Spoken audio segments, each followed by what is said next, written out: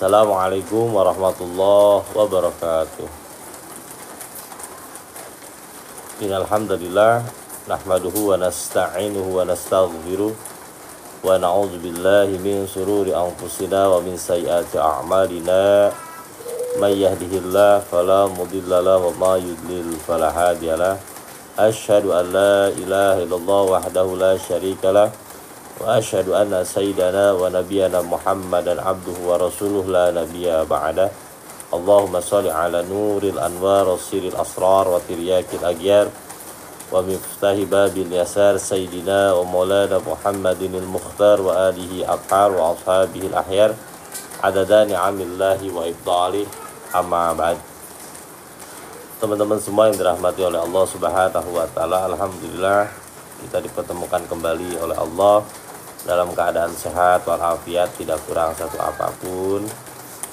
Ya, sebagai bentuk rasa syukur kita kepada Allah, ya, kita mengaji, ya, kita thalabul ilmi, kita merayakannya dengan ilmu, itu adalah sebagai bentuk rasa syukur kita kepada Allah Subhanahu wa taala. Dan mudah-mudahan, ya, keistiqomahan kita dijaga oleh Allah dan kita pun menjaganya dengan apa? Menjaga ritme kita dalam mengaji. Baik teman-teman semua, ya. Seperti biasa kita akan mulai dengan tawasul dan tabaruk kepada guru-guru kita semuanya. Mudah-mudahan Allah Subhanahu wa taala memberikan kepada kita keberkahan dengan sebab kita menyebut-nyebut para kekasihnya. Karena kata Sufyan bin Uyainah, inda zikri sholihin tanzilul barokah. Ketika kita menyebut nama orang-orang soleh, maka akan turunlah keberkahan atau rahmat. Bijahi Nabi Muhammadin sallallahu alaihi wasallam wa bijahi syaihina wa murabbi ruhina wa mursidina wa mu'alimina wa ustadina al-alim al-alamah al-arif billah asy-syaidi Syekh Luqman Saleh Mar'i wa bijahi syaidi Syekh Jadi Raden Kiai Haji Ahmad Padmanegara bin Raden Aceh Abdul Qadir Padmanegara wa bijahi syaidi Syekh Jadi Raden Kiai Haji Muhammad Tahir bin Raden Tumenggung Wiradireja wa bijahi syaidi Syekh Jadi Raden Kiai Haji Muhammad Siraj bin Raden Adi Fatih Wiranata summa tabarukan wa tawasulan bi barakati kutbi rabani wa ghasi somadani asy-syaidi Syekh Abdul Qadir Az-Zailadi qadasallahu sirahul aziz wa bijahi syaidi Syekh Imam Kutbi Jamil Maqam wa Ghasil Azam Sultanul Awliya ila Arifin Sayyidi Syekh Abi Hasan Ali Asy-Syajiri wa bijai Sayyidi Syekh Al-Imam Muhammad Bahauddin Al-Sabandi summa tabarukan wa tawasulan bi barakati wa karamati Al-Imam Nawawi radhiyallahu ta'ala anhum ajma'in nafa'anallahu bi ulumihim wa amatana fi asrarihim bi dini wa dunya wal akhirah. Al-Fatihah. A'udzu billahi minasyaitonir rajim. Bismillahirrahmanirrahim. Alhamdulillahi rabbil alamin arrahmanir rahim maliki yaumiddin iyyaka na'budu wa iyyaka nasta'in ihdinas siratal mustaqim siratal ladzina an'amta 'alaihim ghairil maghdubi 'alaihim waladdallin rabbighfirli wa liwalidayya amin. Juga kita doakan kepada ikhwan kita, ya, saudara kita yang saat ini neneknya sedang terbaring sakit, ya, mudah-mudahan dengan keberkahan ngaji pada malam hari ini juga dengan keberkahan para guru-guru kita, ya Allah Subhanahu wa taala berikan kesehatan seperti sedia kala. Ya, kepada neneknya dari Kang Abiyu Paik dari Bandung, ya, kita doakan kepada beliau mudah-mudahan disehatkan oleh Allah neneknya. Juga kepada teman-teman semua yang saat ini sedang tertimpa musibah, yang saat ini sedang ada masalah, yang saat ini sedang sakit, yang saat ini sedang dalam kondisi tidak stabil, ya, emosinya, kejiwaannya dan lain sebagainya lah, ya. Kita bertabaruk dan bertawasul kepada para guru-guru kita yang mulia. Mudah-mudahan Allah Subhanahu wa taala berikan, ya, kebaikan, kesehatan dan keberkahan. Bijahi Nabi Muhammadin sallallahu alaihi wasallam wa bijahi jamil awliya Husanillah ruhi wa jasadi wa jami'il ikhwani fil majlis ngaji kehidupan. Al-Fatihah. A'udzubillahi minasyaitonirrajim. Bismillahirrahmanirrahim. Alhamdulillahirabbil alamin. Arrahmanirrahim. Maliki yaumiddin. Iyyaka na'budu wa iyyaka nasta'in. Ihdinas siratal mustaqim. Siratal ladzina an'amta 'alaihim ghairil maghdubi 'alaihim waladdallin. Rabbil ighfirli wa liwalidayya. Amin. Baik teman-teman semua, yuk kita mulai ngaji kita pada malam hari ini. Bagi yang baru datang, ya, teh ya teh Cintami, terus blessing teh P ya. Waalaikumsalam warahmatullahi wabarakatuh. Yuk kita mulai ngajinya.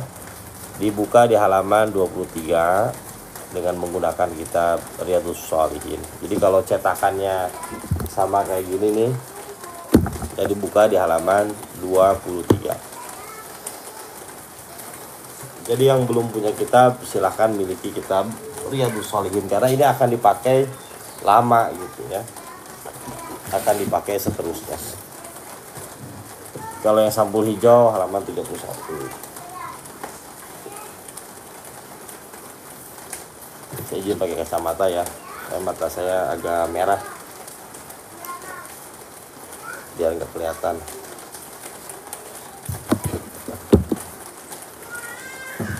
Nyari spidol mana tadi ya, suka lupa terus. Oh ini,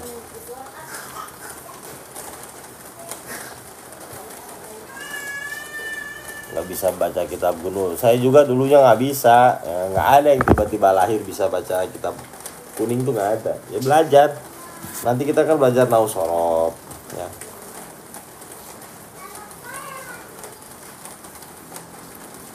Belajar. Oh iya siap. Kita bening. Masih mirroring ya, udah enggak kan? Cari aja babus sobri, bab yang menjelaskan tentang sabar.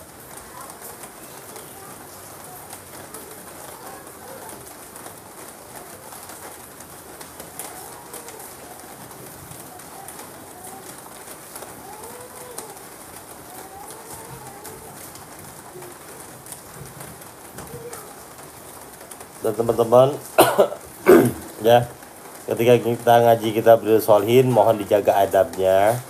Pakai sarung buat yang laki-laki, yang pakai peci, yang perempuan ini nutup aurat ya. Dalam keadaan wudu kalau bisa ya, untuk menjaga adab. Dan menjaga adabnya dipakai. Karena kita akan membahas tentang hadis dari Rasulullah SAW.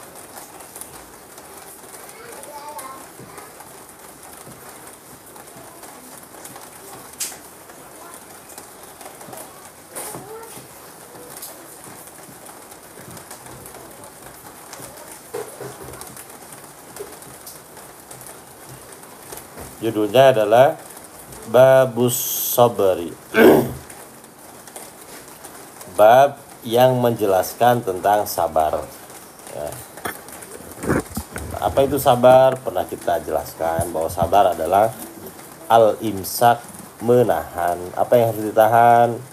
Lisan kita, hati kita, anggota tubuh kita dari perbuatan mukhalafah yang bersinggungan dengan hukum syariat. Jadi 3 hal yang harus kita jaga ya, lisan, qalbu, dan anggota badan ya, pernah kita jelaskan ya. Jadi sekarang ini adalah pendalaman makom sabar. Nanti didalamin lagi, kita masuk ke kitab Risalatul Qusyairiyah.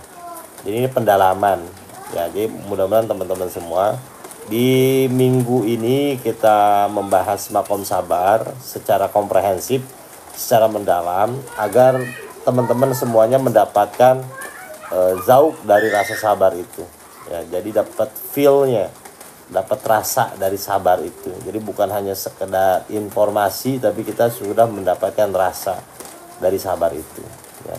Karena sabar ini ilmu yang bisa kita pakai seumur kita hidup ya. Kalau ilmu matematik ya kita pakai saat kita berdagang saja misalnya kan. Atau ilmu politik juga dipakai saat dalam dunia perpolitikan saja. Bahkan ilmu sholat, ya saat sholat saja. Tapi ilmu sabar adalah ilmu yang dipakai di sepanjang hayat kita. Jadi mudah-mudahan di seminggu ini teman-teman semua dapat rasanya dan langsung bisa dipraktekkan saat kita mendapatkan berbagai macam hal-hal yang tidak mengenakan gitu ya. Nah, babus sabri, bab yang menjelaskan tentang sabar. Nah, qala Allah Ta'ala, Allah Subhanahu wa taala berfirman, A'udzubillahi minasyaitonirrajim. Ya ayyuhalladzina amanu isbiru wasabiru. Ya. Ya ayyuhalladzina amanu isbiru wasabiru. Wahai orang-orang yang beriman, isbiru, bersabarlah kalian semua. Wasabiru, nah yang harus digaris bawah itu wasabiru gitu ya. Apa yang dinamakan dengan wasabiru gitu. Wasabiru itu kalau kita belajar ilmu nahwu ya. Jadi dia itu adalah, nah tulis teman-teman.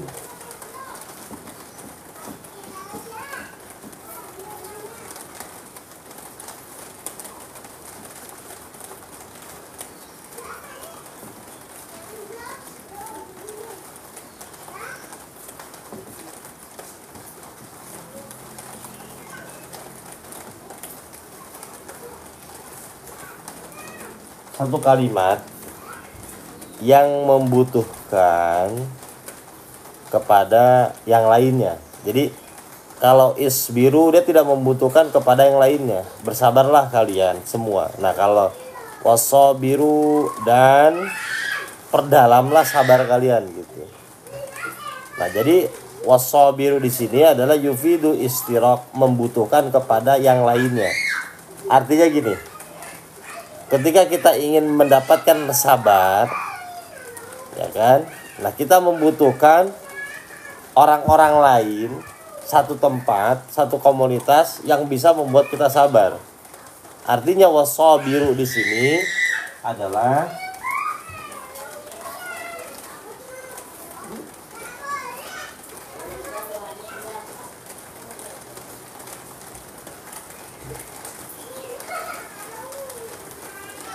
wahwal majlisul ilmi.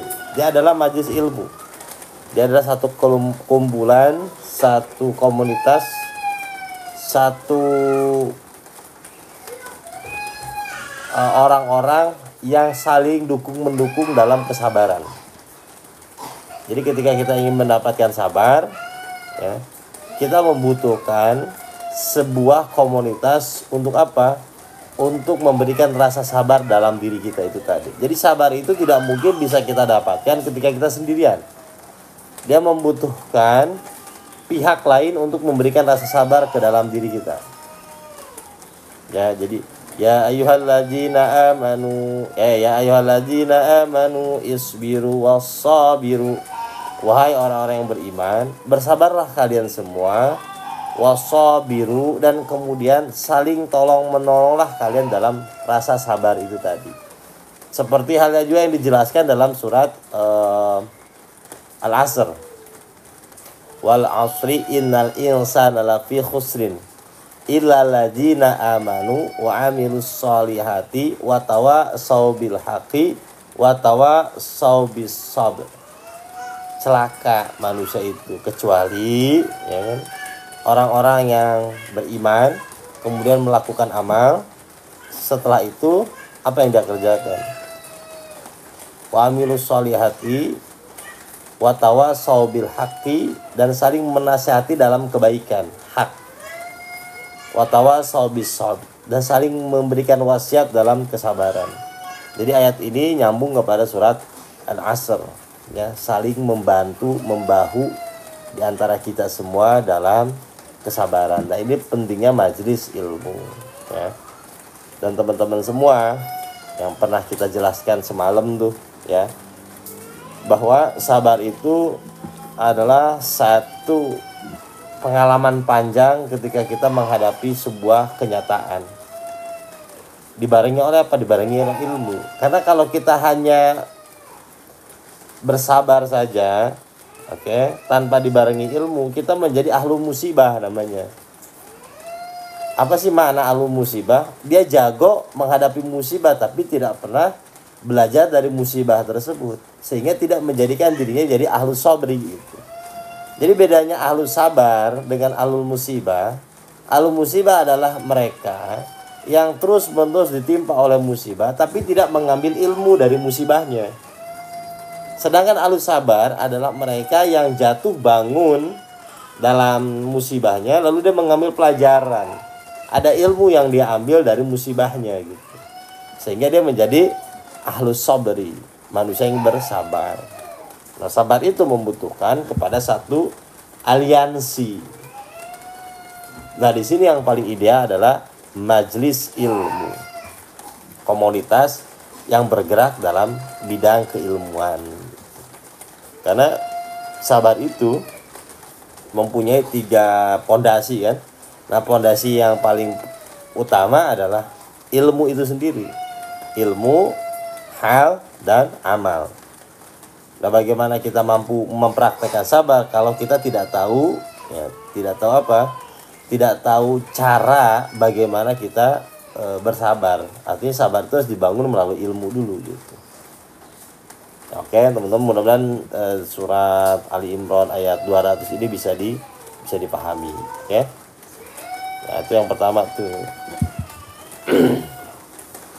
Nah, ini pentingnya majelis ilmu. Nah, jadi teman-teman semua ya di grup ngaji kehidupan di WA itu ya, ketika teman-teman lagi dapat musibah, lagi dapat kesulitan gitu ya, mohon di-share di grup gitu ya. Biar apa? Biar kita saling doa mendoakan gitu ya. Jadi jangan sendiri-sendiri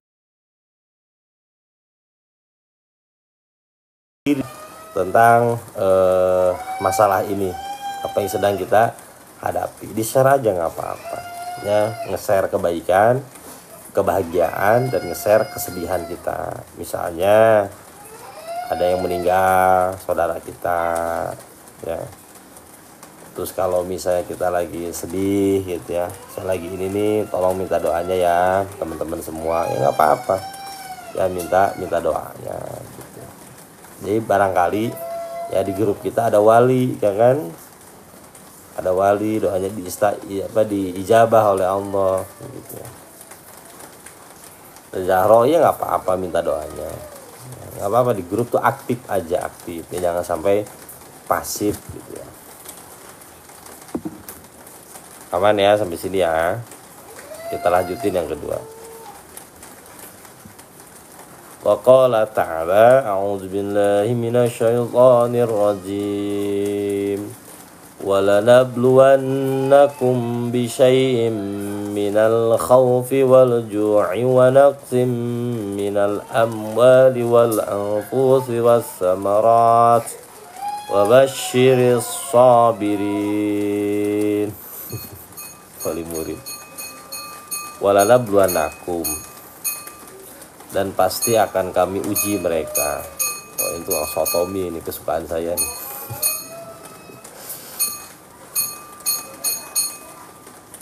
Bukan bakso, sotomi. Walanabluwannakum, dan pasti akan kami uji mereka.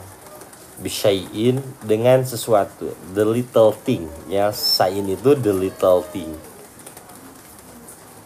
Minal khauf. Mas malam kagak lewat.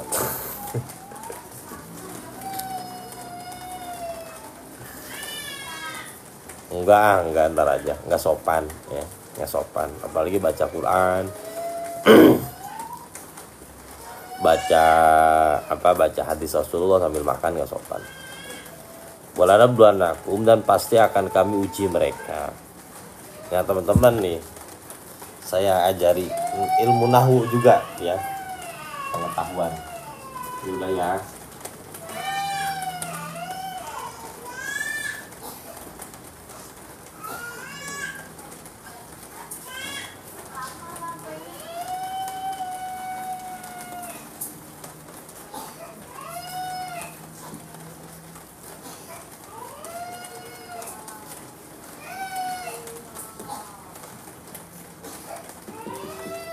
walanabluwannakum.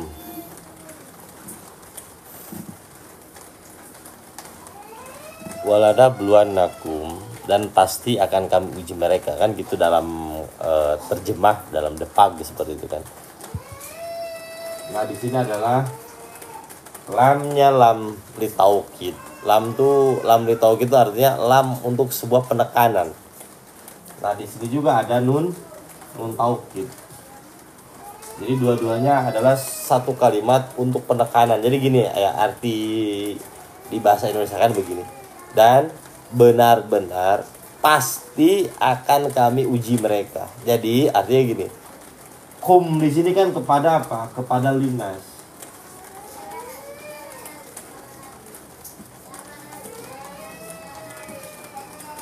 Linas.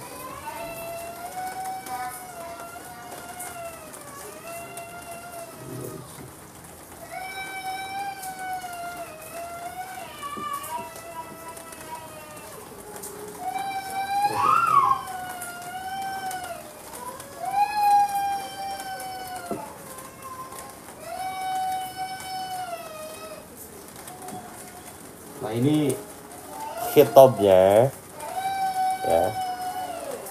Kum ini adalah kepada manusia tanpa terkecuali. Ya. Jadi dan pasti akan kami uji mereka semua. Siapa? Manusia. Nah di sini tidak ada yang lewat. Baik muslimnya, baik yang bukan muslimnya, semuanya pasti akan Allah uji. Jadi tidak ada yang lewat dari ujian ini. Teman-teman fokus ngaji aja, jangan fokus keluar ya. Dan pasti akan kami, dan pasti benar-benar akan kami uji mereka, kum manusia semuanya. Dengan apa? Bisain, the little thing, dengan sesuatu yang amat sangat sedikit. Jadi teman-teman semua, ketika Allah Subhanahu wa taala menguji kita ya, itu pasti dengan sesuatu yang amat sangat sedikit. Maksud dari amat sangat sedikit itu apa sih? Gini.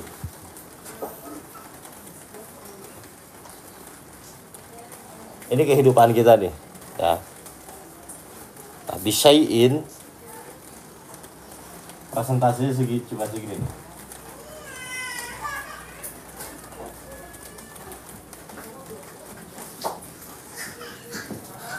Kakak, bilang ke Uti jagain dulu gitu. Utinya, bilangin aja gitu ya.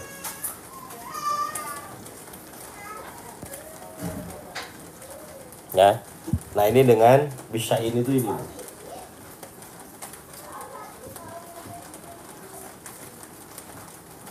Nah ini sain. Nah ini sesuatu ujian. Nah ini sebenarnya nikmat. Jadi di antara kehidupan kita nih, ya, ini adalah nikmat yang Allah beri. Ini adalah ujian yang Allah kasih pada diri kita. Nah sayangnya manusia fokusnya pada ini, melupakan nikmat yang Allah berikan yang begitu banyak. Siapapun kita sebenarnya, hanya sedikit yang Allah uji itu. Paling 20% itu udah maksimal sebenarnya. Ujian yang manusia rasakan saat ini tuh 20% itu udah maksimal. Nah sayangnya kita fokusnya pada balanya ini tadi, sehingga nikmat ini tertutup. Ya, nikmat ini tertutup. Sehingga kalau ditanya pada orang seperti ini, apa sih itu hidup? Hidup adalah ujian, hidup adalah perjuangan, hidup adalah kesulitan, hidup adalah penderitaan. Hidup adalah kegetiran. Nikmat yang Allah berikan yang begitu banyaknya ketutup hanya dengan yang 20% ini gitu. Nah, maka di sini Allah Subhanahu wa taala memberikan satu pandangan kepada kita, walanabluwannakum bisyai'in, dan pasti akan kami uji mereka bisyai'in dengan amat sangat sedikit sekali. Apa yang pertama kali diuji dalam diri kita? Minal khauf, dari ketakutan. Nah, dari ketakutan. Nah, ketakutan adalah denyut yang terus-menerus menggelayuti diri kita tuh. Ya, ketakutan itu adalah denyut yang selalu menggelayuti diri kita. Makanya Rasulullah SAW ya memberikan ijazah doa kepada kita semua. Allahumma inni a'udzubika minal hami wal hazan. Ya Allah, aku berlindung kepada Engkau dari apa? Dari ham. Ham itu kegundahan. Wal hazan, dan kesedihan. Ini berkaitan dengan apa? Berkaitan dengan khauf. Nuzaid Noran. Alhamdulillah. Ya. Jadi amat sangat sedikit sekali yang Allah kasih itu ketakutan. Ya. Nah, sayangnya ketakutan ini mendominasi diri kita gitu. Sehingga ketakutan ini ya menjadi semacam layer utama kita. Ya, ketakutan itu menjadi layer utama kita. Menjadi ya display utama diri kita tuh. Jadi kalau ibaratnya buku ya, kalau ibarat kita ini buku, nah sampul utamanya itu adalah tentang kesedihan. Kenapa? Karena ketakutan amat sangat mendominasi diri kita. Jadi sampul utamanya adalah kesedihan dan ketakutan. Nah, kalau ketakutan ini terus-menerus menggelantung dalam diri kita, lalu ya akhirnya ketika kita beragama pun jadi beragama yang tegang. Bersosial pun menjadi sosial yang tegang. Kenapa? Sesuatu yang didasari oleh ketakutan pasti dampak atau efeknya adalah ketegangan. Jadi kenapa sih sesama beragama kok berantem? Ya karena mereka sedang takut aja sebenarnya, takut kehilangan pasar, takut kehilangan jamaah kan gitu. Sebenarnya itu yang terjadi. Akhirnya beragama tegang. Jadi saling memperebutkan cuan sebenarnya. Karena ketakutan itu selalu berakar dari sesuatu yang di bawah ke perut. Ya dari perut ke bawah gitu. Selalu seperti itu. Ketakutan itu. Teman-teman ada nggak yang ketakutan ya ketinggalan sholat berjamaah misalnya? Ada nggak yang ketakutan kalau pahalanya diambil sama orang? Ada nggak teman-teman yang ketakutan kalau misalnya rahmat kita lebih sedikit dibanding orang lain? Pasti nggak ada. Karena ketakutan itu selalu berakar dari perut ke bawah. Kan? Nah, itu yang pertama tuh ya, yang Allah uji itu tentang ketakutan. Menjadi denyut kehidupan kita. Nah, kalau kita tidak bisa mengatasi ketakutan, ya lalu pada akhirnya ketakutan yang akan mendominasi diri kita. Nah, ini sudah pernah kita jelaskan ya tentang fear ya. Mengatasi rasa takut ini pernah kita jelaskan lebih dalam lagi kan. Sebenarnya manusia tidak sabar ya, bukan karena realitas. Tapi karena apa? Karena ketakutan yang dia ciptakan oleh dirinya sendiri. Realitas itu tidak pernah menyakitkan. Yang menyakitkan adalah pikirannya sendiri. Yuk kita lihat lebih dalam yuk. Tentang dipecat misalnya ya, dipecat dari pekerjaan. Yang kita takutkan realitas apa sesuatu yang ada dalam pikiran kita sebenarnya. Sesuatu yang ada di pikiran kita. Kalau saya dipecat ya, bagaimana nanti anak istri saya, bagaimana mertua saya, bagaimana orang-orang yang saya gantungkan diri saya kepada mereka kalau mereka tidak respon lagi kepada saya. Nah, bagaimana kalau nanti saya tidak bisa ini, tidak bisa itu. Itu pasti sebenarnya. Jadi kenyataan itu tidak pernah menyakitkan. Yang paling menyakitkan justru pikiran yang berasal dari dalam diri kita sendiri. Karena kenyataan itu selalu bersifat apa? Balance. Yang pernah saya jelaskan kemarin tuh, ya, tentang laki-laki menggombali kepada pacarnya. Kalau kamu ya tanpa aku, kamu nggak bisa apa-apa. Akhirnya juga kita merasakan kalau dia tidak bersama dengan saya, bagaimana mungkin dia akan bahagia? Karena kebahagiaan dia berasal dari diri saya.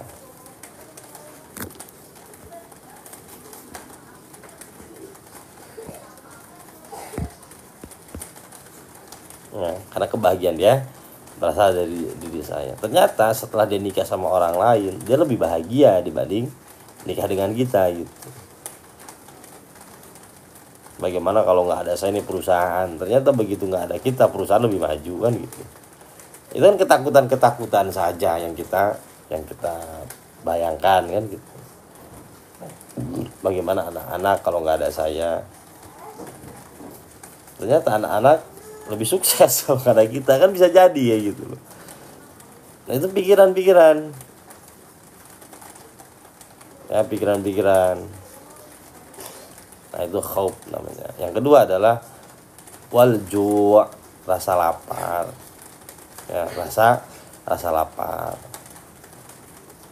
Rasa laparlah yang sering membuat manusia bertindak di luar nalar kan gitu.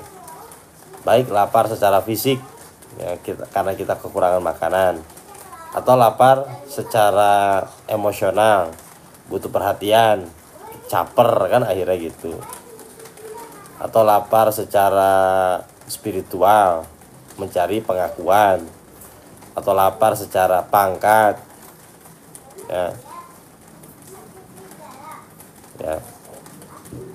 pangkat nih, kita sikut sana sikut sini untuk menduduki sebuah jabatan, ini lapar juga kan.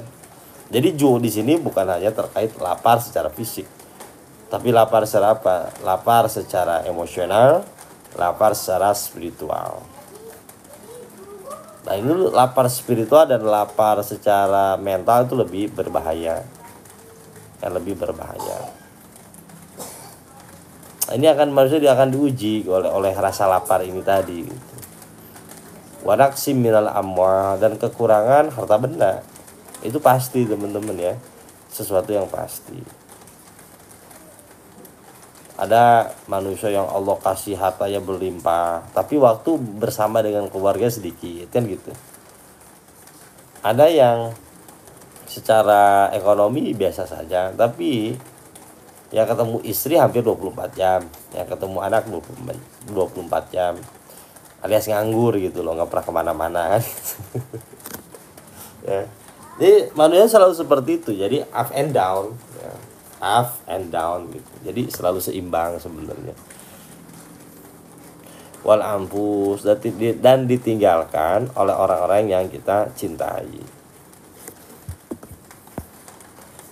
Fear of false evidence offering real, bukti palsu yang tampak nyata. Nah itu mantap tuh Kang Adit. Jadiin baju tuh.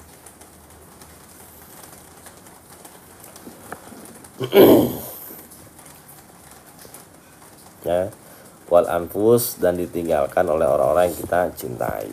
Jadi teman-teman semua, sering saya sampaikan ya, ketika kita ditinggalkan oleh orang yang kita cintai, sebenarnya ya bukan mereka yang kita tangisi, tetapi adalah diri kita sendiri yang kita tangisi, karena kurangnya perhatian, karena kurangnya kasih sayang, karena kurangnya berbagai macam kekurangan-kekurangan yang kita persembahkan ketika dia masih ada. Yang kita tangisi sebenarnya adalah kekurangan diri kita sendiri. Dan ketika kita ditinggalkan oleh orang yang kita cintai, lalu kita terlalu larut di dalam kesedihan ya. Jadi bayangkanlah kalau orang-orang yang kita cintai melihat diri kita saat ini, lalu kita tersungkur dalam kepedihan, kesakitan, bagaimana perasaan mereka? Tentu mereka pun sedih. Nah kalau kita ingin melihat orang yang kita cintai bahagia, maka berbahagialah, karena mereka ya di alam sana akan berbahagia ketika mereka melihat kita bahagia. Jadi kalau kita sayang terhadap orang-orang yang meninggalkan kita nih, ya berbahagialah, karena mereka pasti berbahagia gitu. Maka dalam Islam bersedih terlalu dalam itu juga nggak boleh, ya nggak boleh. Kenapa? Ya itu tadi sudut pandangnya. Mereka juga akan sedih nanti. Ya mereka melihat kita lah, mereka melihat kita. Jadi saya kasih gambaran gini ya.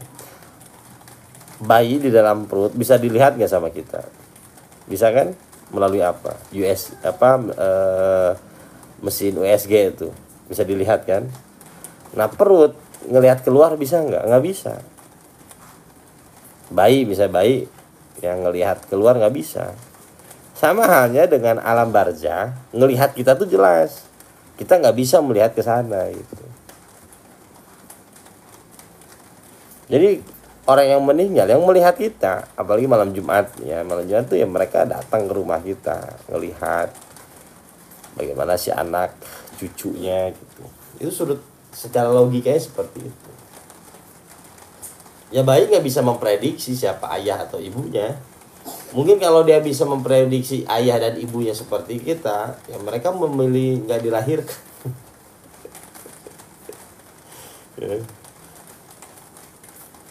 Ya mungkin mereka lebih memilih lahir di rahimnya Raffi Ahmad atau Nagita Slavina kan gitu. Ya, kalau dia tahu gitu bapak ibunya kayak kita, mereka ya Allah nggak mau males apaan kayak gitu gitu. Ya kan? Bisa di cancel aja nggak nih? Bisa di cancel aja nggak ya Allah gitu. Ya kan? Ya karena mereka nggak tahu gitu.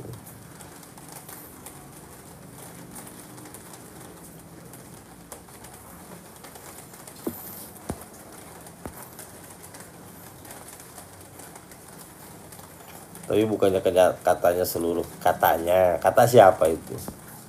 Terus kita tahu nggak tahu kan? Ya udah kita berbicara yang real aja, ya berbicara jadi yang real aja.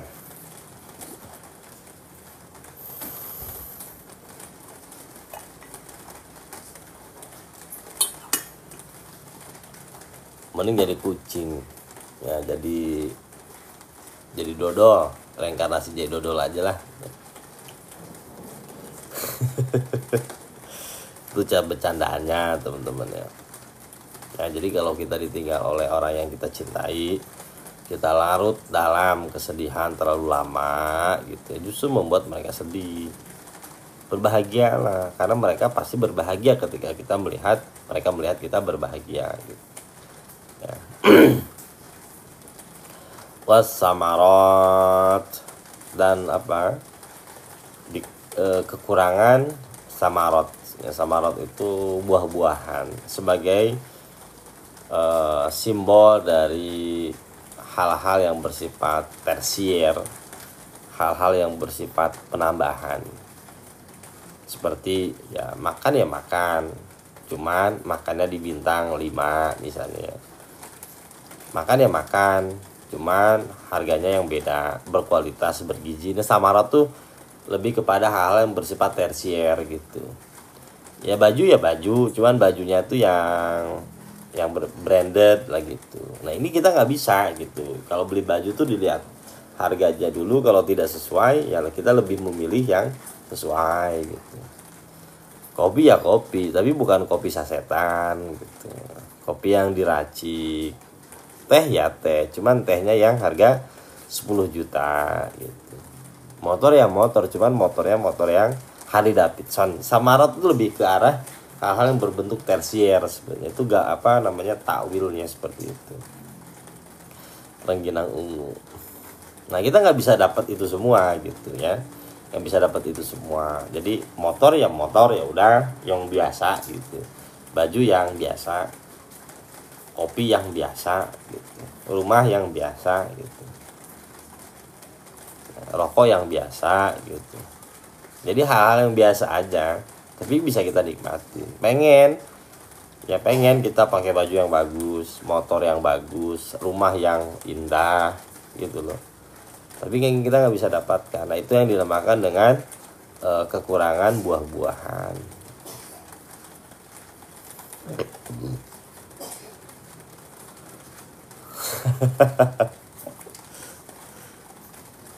Nah, teman-teman tulis tuh nanti penanti ngajar kita ya 2 tahun 3 tahun ke depan tuh ya, apa yang saya ucapkan tuh teman-teman nanti memahami lebih dalam kalau lagi ngajar tuh. Oh, ini maksudnya seperti ini ya. Nah, akan tetapi kata Allah Subhanahu wa taala, wa basyiris sabirin, berikanlah kabar kepada siapa? Orang-orang yang sabar.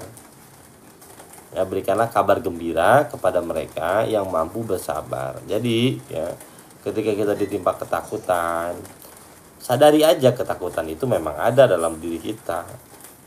Ketika kita ditimpa rasa haus, ya, rasa lapar, sadari aja. Ketika kita kekurangan harta benda, ditinggalkan oleh orang yang kita cintai, ya, kekurangan buah-buahan, ya, yang harus kita lakukan adalah bersabar. Ya. Karena bersabar itu teman-teman semua adalah al-imsak, menahan.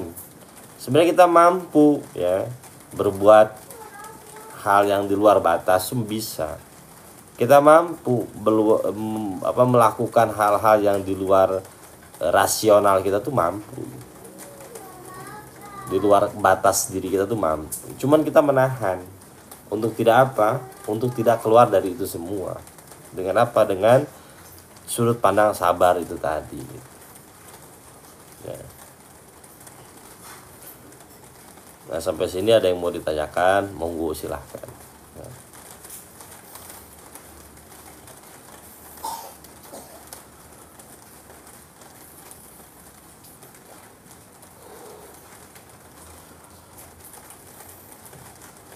Ada? Saya hitung sampai 5 ya. 1, 2.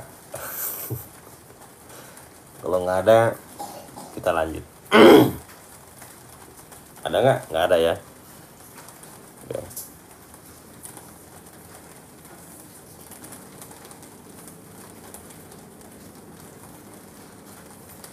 Oke, kita lanjut ya teman-teman semua. Saya ngopi dulu, biar nggak ini. Aman ya.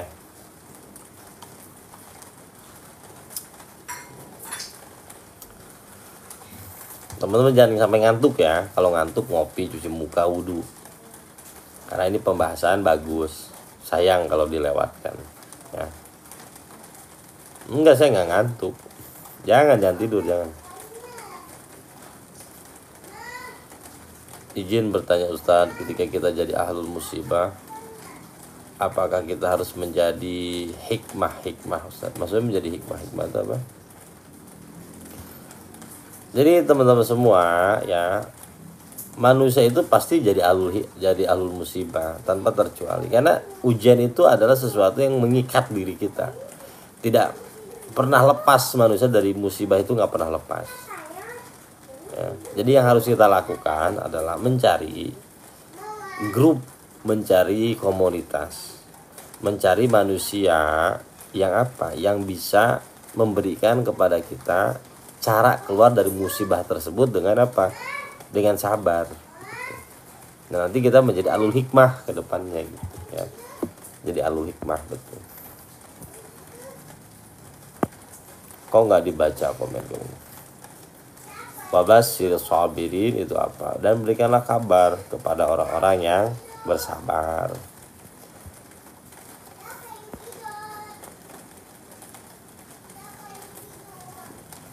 Ya kan, trigger itu berasal dari ketakutan, Oma. Pasti ya.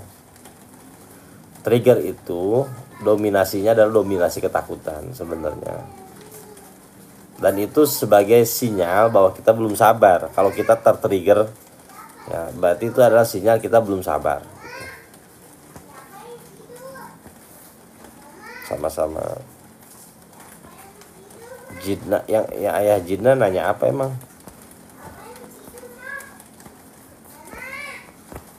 Yang mana nanya ya? Nggak ada.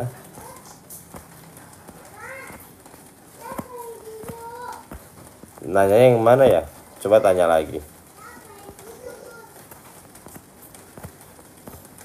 Ustadz, apa kesalahan? Oh, udah Oma. Tahu aja Ustadz. Kalau takut dengan alam kubur bukan termasuk berakal dari perut ke bawah berarti kan saja. Enggak, itu bagus. Lagian ya ngapain kita takut alam kubur, tinggal dipersiapkan aja saat ini ya. Nah karena kalau ketakutan lalu pada akhirnya kita mempersiapkan itu bagus. Takut gitu ya, karena kita mendengar informasi ini di alam kubur tuh lama dengan segala bentuk ajabnya. Dari situ kita mempersiapkan ya bagus.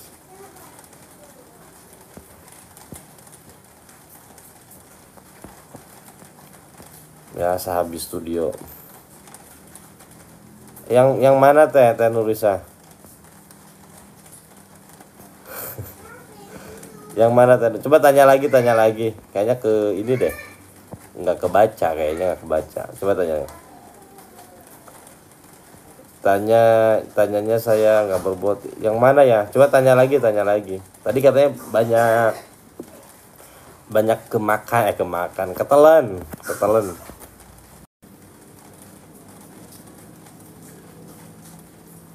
Baik teman-teman, tadi yang nanya coba silahkan tanya lagi ya. Ketelan kayaknya tadi pertanyaan. Monggo silahkan teman-teman, kita masih sesi tanya jawab ya. Ya silahkan, yang mau nanya monggo silahkan. Ustadz izin bertanya, apakah dengan perbanyak puasa bisa membuat kita lebih sabar? Itu salah satu prakteknya, salah satu trainingnya.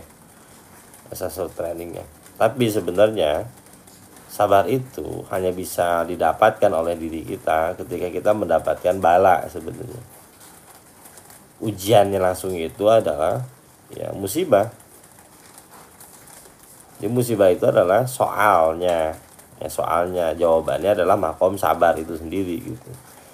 Nah salah satu cara untuk membentuk sabar ya dengan puasa seperti itu. Bisa teh.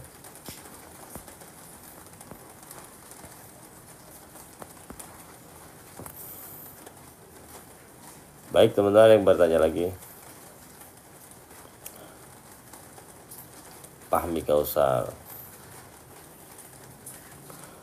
Ustadz, tawakal itu sebelum atau sesudah sabar?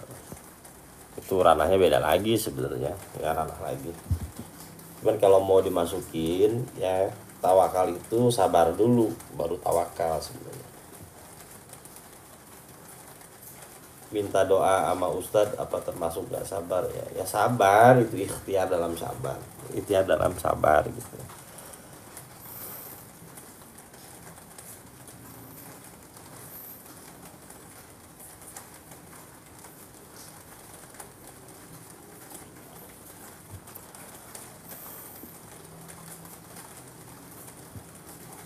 Baik teman-teman, ada yang bertanya lagi?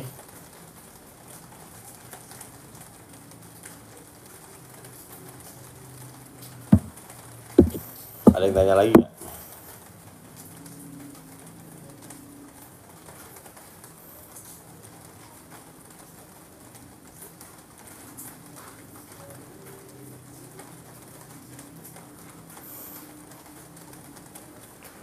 Nih ya, saya kasih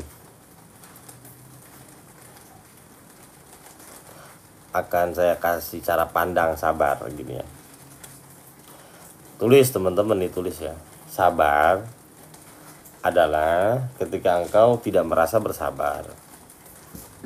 Engkau sadar bahwa engkau hanya disabarkan oleh Allah. Jadi sabar ya, yang secara dalamnya nih adalah ketika kita tidak merasa bersabar, kita hanya disabarkan oleh Allah. Jadi sabar itu sebenarnya bukan berasal dari diri kita, dia berasal dari Allah Subhanahu wa Ta'ala. Ya. Cuman ya, cara menarik sabar yang datang dari Allah adalah dengan apa? Dengan kita belajar sabar. Belajar sabar itu dalam artian kita ngerti ilmunya dulu. Seperti halnya kita sholat ya kan? Secara hakikatnya ketika kita sholat ya, Ya, ketika kita sholat nih, pada hakikatnya adalah ketika kita tidak merasa sholat, kan gitu. Cuman awalnya kita harus tetap belajar sholat. Secara syariatnya seperti apa, secara hakikatnya seperti apa, gitu ya. Mudah-mudahan bisa dipahami itu.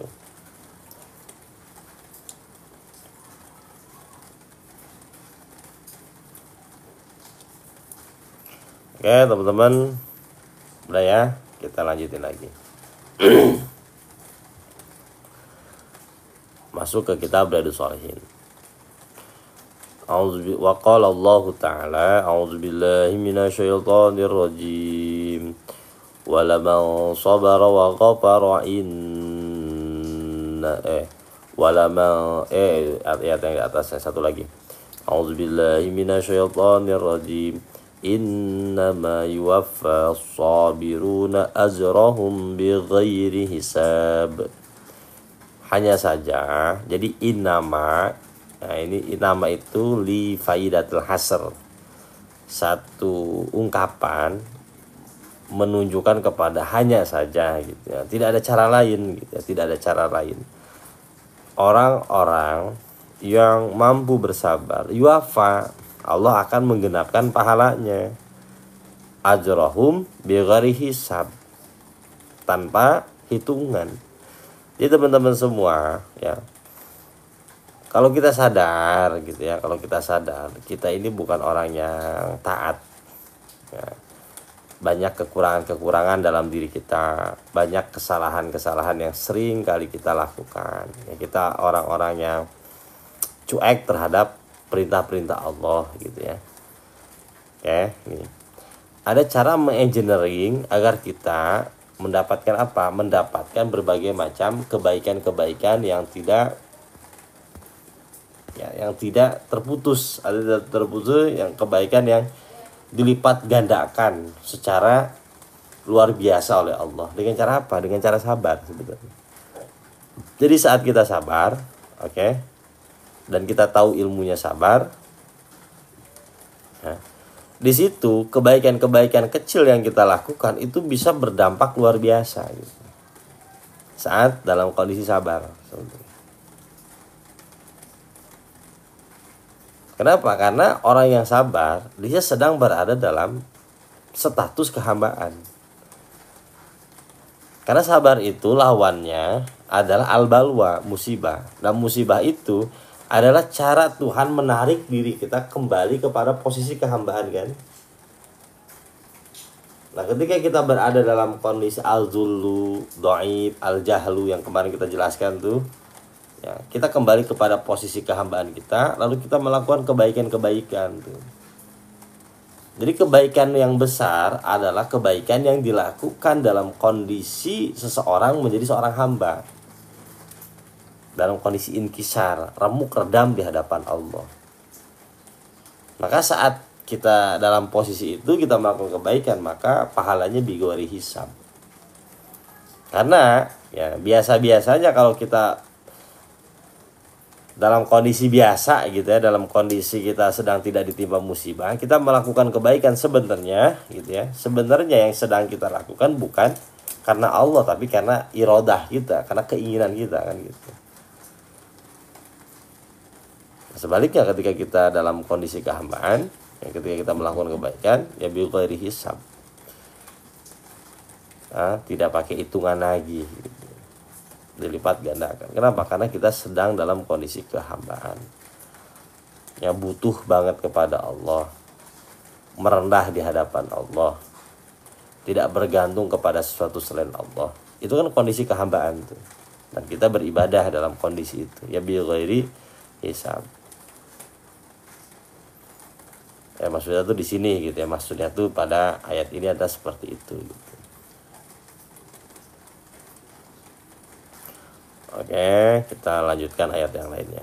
Wa qala ta'ala, Allah Subhanahu wa taala juga berfirman, walaman sabara wa ghafara inna zalika lamin azmil umur. Dan akan tetapi orang-orang yang bersabar, dan akan tetapi bagi orang-orang yang bersabar, Wa ghafara, kemudian dia memaafkan. Inna zalika, maka yang demikian tersebut lamin azmil umur, itu adalah merupakan perbuatan-perbuatan yang utama. Jadi selain kita bersabar, kita pun mampu memaafkan. Ya, tentang apa? Orang-orang yang pernah kita lukai perasaannya. Ya, orang-orang yang telah melukai perasaan kita gitu. Lupain aja. Bahkan dalam salah satu tarekat Qadiriyah, ya, dalam salah satu tarekat Qadiriyah, ya, di puncak suluknya membaca 70.000 kali la ilaha illallah. Untuk siapa? Untuk orang yang pernah menyakiti diri kita. Ya, jadi kita ada nih orang yang pernah nyakitin kita, menggores hati kita, menggores batin kita tuh, ya, entah siapapun itu, ya. Orang-orang yang paling jahat gitu ya dalam diri kita, dalam kehidupan kita. Nah, dalam tarekat Qadiriyah itu di akhir suluknya membaca kalimat la ilaha illallah sebanyak 70.000 kali untuk orang tersebut. Bayangin ya, 70.000 kita persembahkan untuk orang yang menyakiti kita.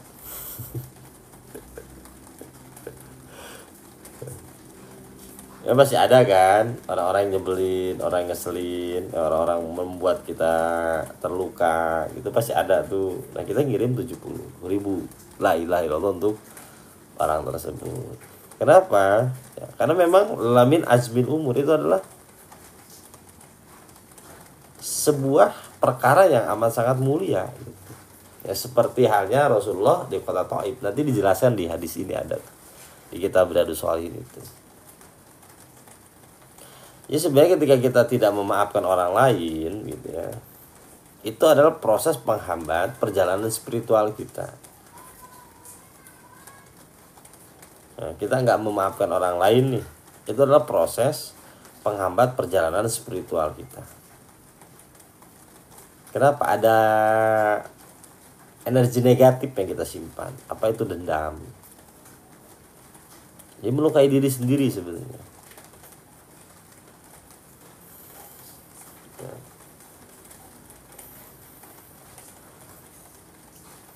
Kirim ke rekening orang menyakiti kita. Jadi ada energi yang kurang baik yang kita simpan dalam diri kita. Yang pada akhirnya inilah yang akan mengakibatkan ya bocor energi dalam diri kita tuh. Bahaya, ya berbahaya sekali. Amat sangat berbahaya. Karena ini akan merusak spiritual kita. Dan ini penghambat kesuksesan kita. Jadi nggak full gitu, energi kita tuh nggak full.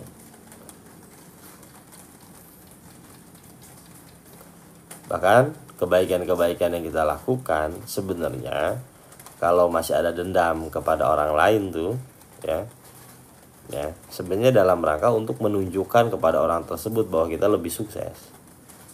Jadi nggak ada Allahnya sebenarnya.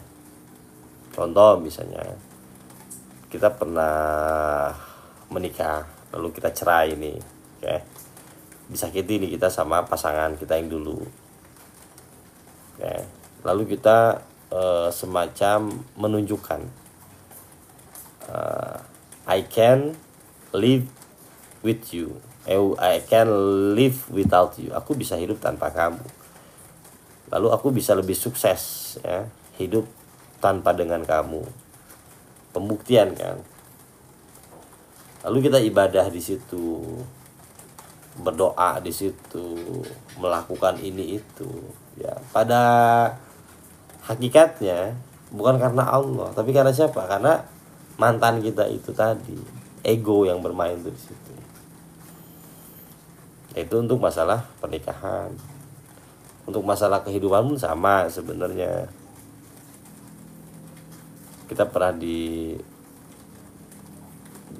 apa ya, ibaratnya digoblok-goblokin lah sama orang, sama keluarga secara halus, ya, secara halus digoblok-goblokin tuh Dalam artian kita tidak dianggap keluarga kita karena keluarga kita yang paling tidak mampu, misalnya di antara keluarga kita yang lainnya. Ada dendam, bukti gue liatin aja nih ya, gue bakal lebih sukses daripada lu semua.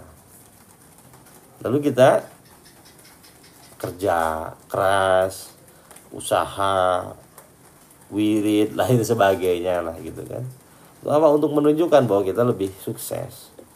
Nah sebenarnya ya itu bukan energi positif, itu energi negatif yang sedang kita bangun. Kenapa? Karena berasal dari dendam. Dan pada akhirnya ya, itu akan membunuh diri kita sendiri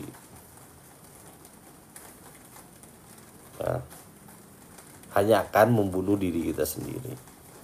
Jadi ketika kita berbuat baik ya, jangan pernah merasa lebih baik dari orang lain. Dan jangan mau kebaikan kita buat orang lain. Buat orang lain tuh, oh ternyata bukan untuk Allah tapi untuk orang itu gitu. Ya kan bocor halus itu namanya. Bocor energi. Dan pada akhirnya kita juga gak bahagia sebenarnya. Nah, sebenarnya nggak bahagia juga. Kenapa? Karena kita berjalan ya, tanjakan awalnya itu adalah energi negatif. Nah kalau ini ada dalam diri kita saat ini, sadari lalu kita rubah.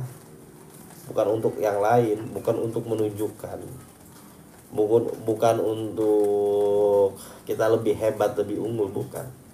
Tapi teruslah kita berbuat baik tanpa pernah merasa lebih baik dari orang lain. Santai aja. Bahkan spiritual pun ya bisa jadi batu loncatan gitu. Oke, secara dunia gue kalah dari lu, tapi secara spiritual gue lebih tinggi. Secara kedekatan kepada Allah gue lebih jauh daripada lu. Sama aja ya, sama aja, nggak ada bedanya. Jadi sama gitu, kedudukannya sama. Baik yang merasa lebih tinggi dengan dunia ya, merasa lebih tinggi dibandingkan spiritual, sama aja.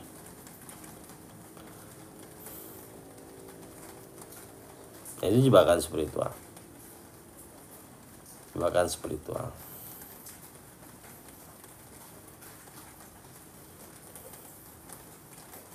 Dan harus hati-hati, ya harus hati-hati. Banyak orang kecebur di sini.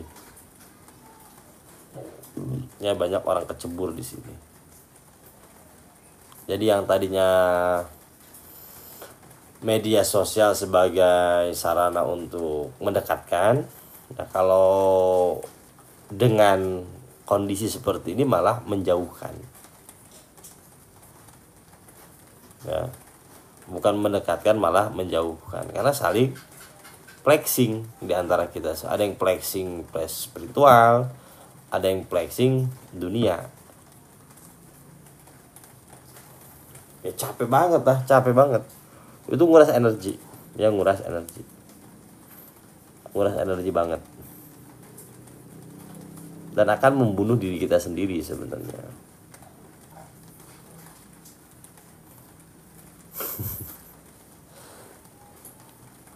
Lihat aja di akhirat, ternyata kita yang masuk neraka, kan lucu gitu ya. Yang ternyata yang masuk neraka kita gitu, kan lucu gitu. Teman-teman nih, dua hal ini harus benar-benar diperhatikan ya. Jangan sampai kita melakukan berbagai macam kebaikan, ternyata ya ujung-ujungnya hanya untuk pembuktian untuk orang lain. Jangan sampai, itu rugi ya, rugi banget ya, rugi banget.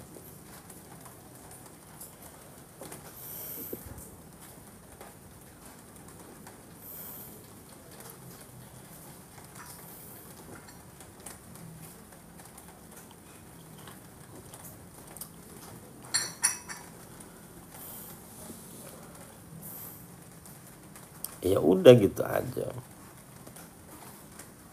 Jadi hidup itu bukan tentang perlombaan Ya, dan kita harus memahami bahwa orang yang menyakiti kita, dia datang membawa sebuah pelajaran. Apa pelajarannya? Bahwa menyakiti itu nggak enak. Saya pernah disakiti dan saya tidak mau menyakiti, gitu, ya kan? Dia datang membawa sebuah pesan, gitu. Yang penting teman-teman maafin aja. Ya setelah itu teman-teman mau dekat lagi monggo, mau enggak juga nggak apa-apa. Itu hak teman-teman. Ya. Yang penting teman-teman memaafkan dan tidak ada dendam apapun. Mau dekat lagi silahkan. Mau jauh nih, ya udah nggak apa-apa. Ya nggak apa-apa. Yang penting jangan memutuskan tali silaturahmi. Ya dalam artian ya biasa aja gitu. Tetap baik dalam kondisi jauh gitu, biasa aja.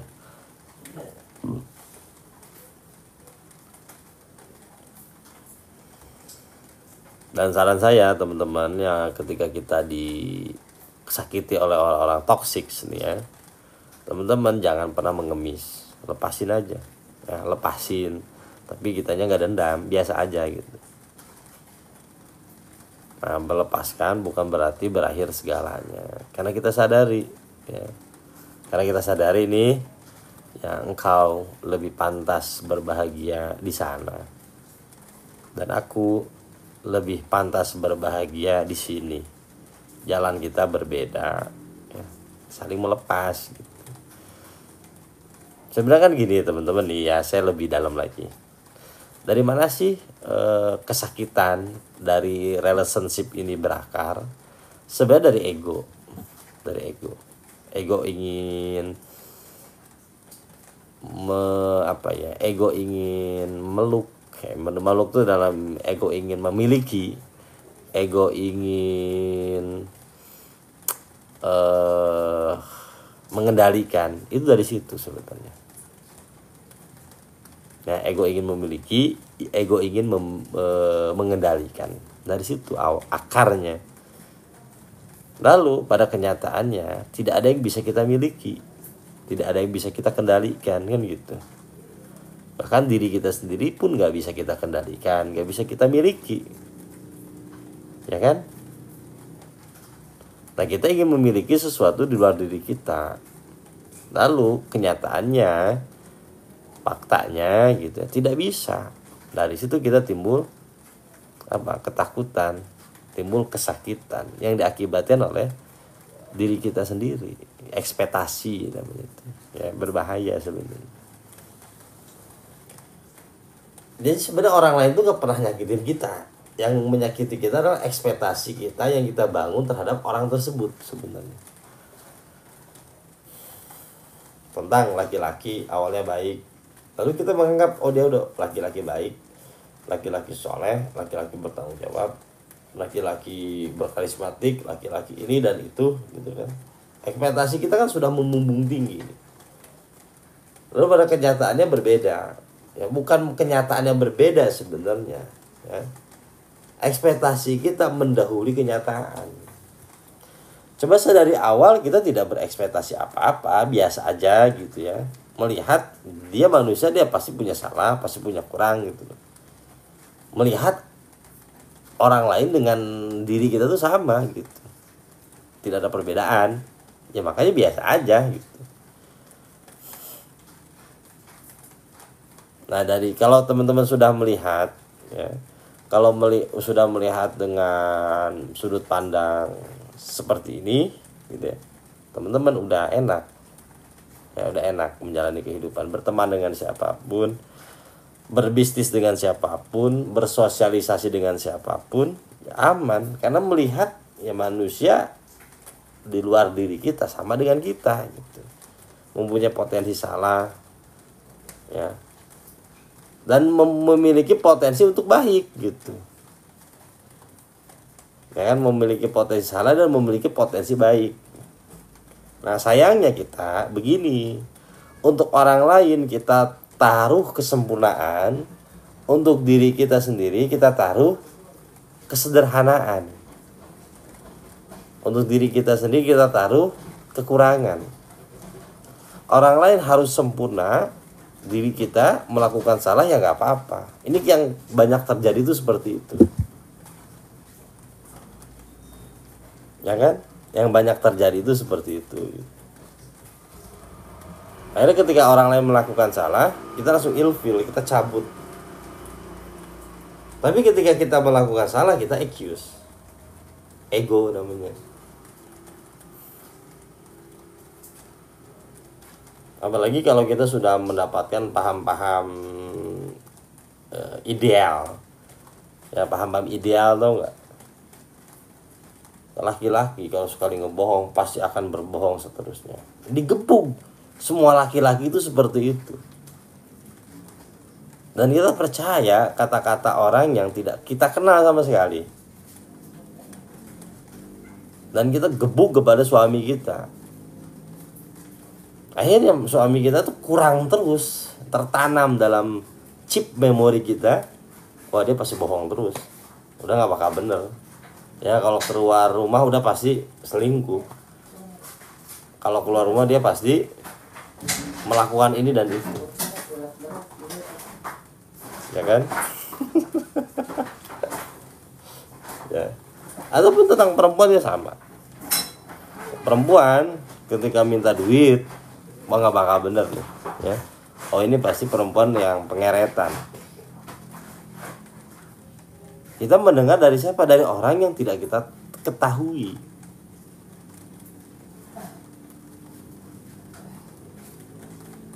Dan ini banyak, ya, dan ini banyak yang membuat hidup kita tidak lagi indah karena kita mempunyai sudut pandang keindahan yang tidak mungkin bisa dilaksanakan dalam kehidupan.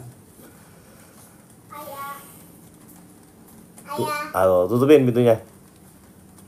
Ya. Siap, bagus. Yang bisa kita lakukan adalah menerima bunga mawar bersama duri-durinya. Pengeretan itu apa sih ya? Bahasa Indonesianya apa lagi pengeretannya? Pengeretan itu mencintai kita karena duitnya doang, morotin, matre. Yang bisa kita lakukan adalah menerima bunga mawar bersama dengan duri-durinya. Karena kalau hanya mawarnya saja tanpa duri, tanda kita mati, ya, tanda kita mati.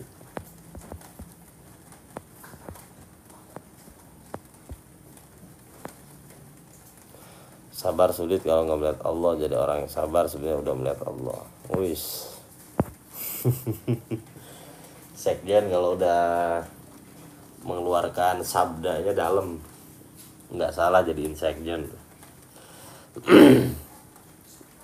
Nanti untuk para pengurus yayasan ya, nanti hari Sabtu saya harapkan pakai batik ya, pakai batik. Yang ada di grup yayasan tuh pakai batik.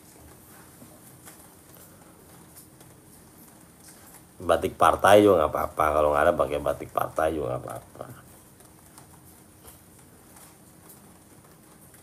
Oke, udah teman-teman ya, sampai situ aja, jangan diterusin ya, karena sakit kalau diterusin, karena terlalu real gitu, terlalu real. Ya, terlalu real gitu.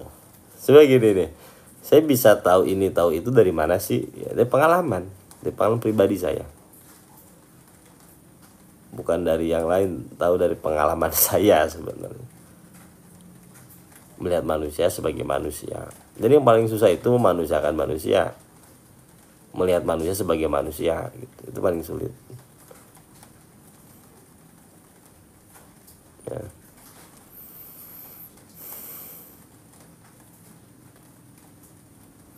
Gimana tanggapan Ustadz dengan orang yang punya kebiasaan people pleaser? Sebenarnya ya, people pleaser itu adalah respon dari manusia-manusia yang memang sukanya diangkat-angkat. Akhirnya banyak orang-orang yang seperti itu, lip service, ya kan? Ketika diri kita biasa aja diangkat, tidak goyah, dijatuhkan, maka kita tidak akan terbawa oleh orang-orang seperti itu. ya kan? Ini dalam impact aja. Efek manusia banyak yang senang dieluk-elukan, ditinggi-tinggikan, sehingga banyak orang yang seperti itu kan gitu, ya kan? Kalau kita biasa aja menanggapi orang-orang seperti itu, ya mereka pun nggak bakal deketin kita karena nggak bisa digoyahkan gitu.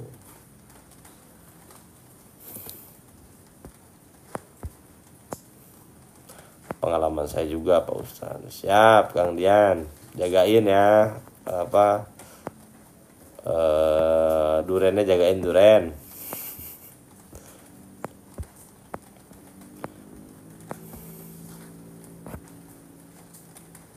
Waalaikumsalam warahmatullahi wabarakatuh.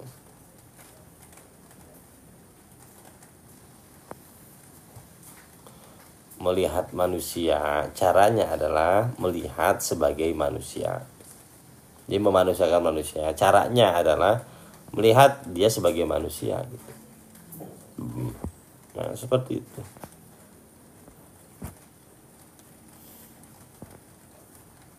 Jadi orang Sigma Man, ya Sigma Mile, ya.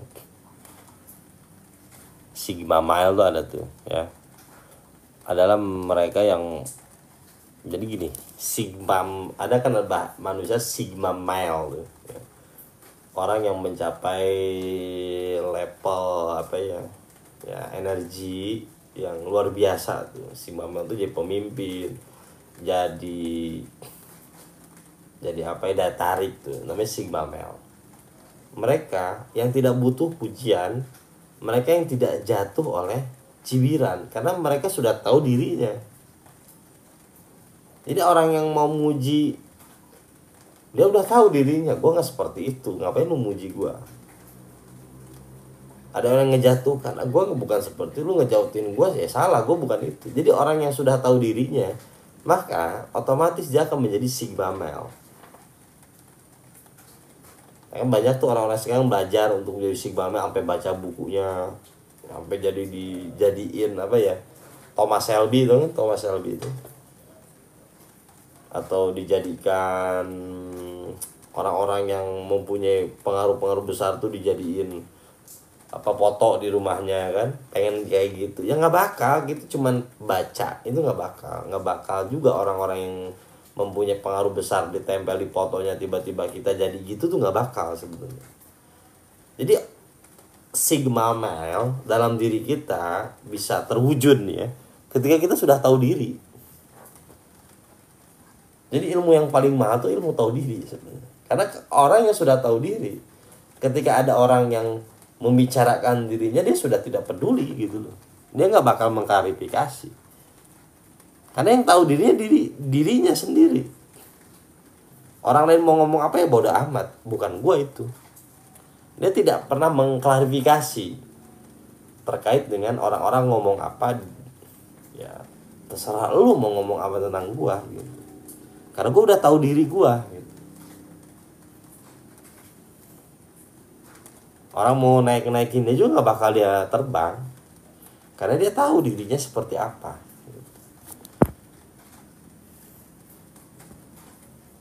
Ya Sigma Mile itu ilmu mahal.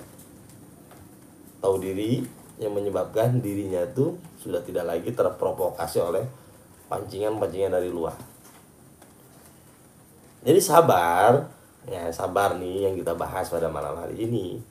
Kalau kita tahu ilmunya, menyebabkan manusia itu menjadi Sigma Male, manusia yang berkarismatik.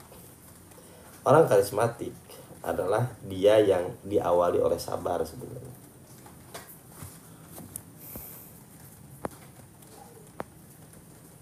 Sigma Boy.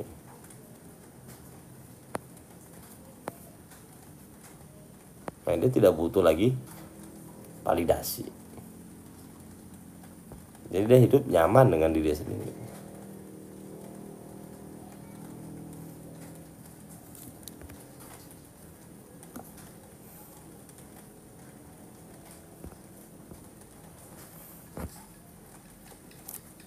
Ya. Menjadi manusia otentik. Kayak Bang Mehmet tuh, manusia otentik Bang Mehmet tuh. Cuman sayang Sabtu nggak ngelis ya, jadi nggak terlalu otentik kalau begitu.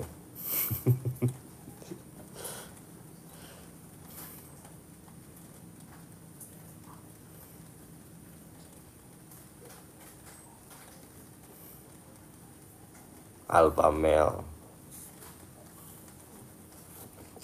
Alfalibo, Alfamart ya, Alfamart.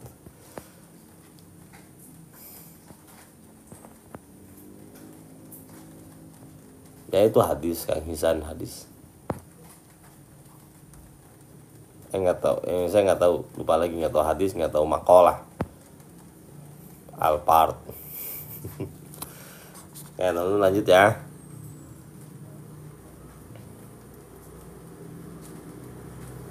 A'udzubillahi minasyaitonir rajim. Wasta'inu bis-sabri was-salati innallaha ma'as sabirin. Dan mintalah pertolongan kepadaku dengan dua cara. Dengan cara sabar dan sholat.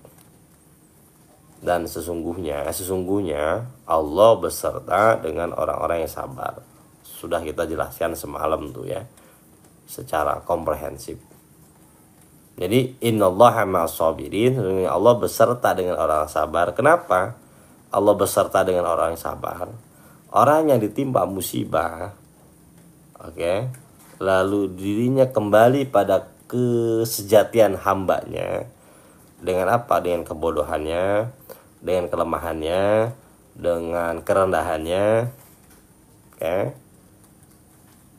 Ketika kita menjadi seorang hamba, disitulah Allah Subhanahu wa Ta'ala membersertai diri kita. Yang pernah kita jelaskan juga tuh ketika kita berbicara zakat secara hakikat. Ya. As-shadaqatu lil fuqara. Sedekah, pemberian itu hanya untuk orang-orang yang fakir. Jadi ketika kita berada dalam ambang kehambaan kita, Allah membersertai diri kita. Nah, caranya seperti apa agar kita terus-menerus berada dalam kehambaan kita itu? Ya, Allah Subhanahu wa Ta'ala sudah memberikan caranya sebenarnya.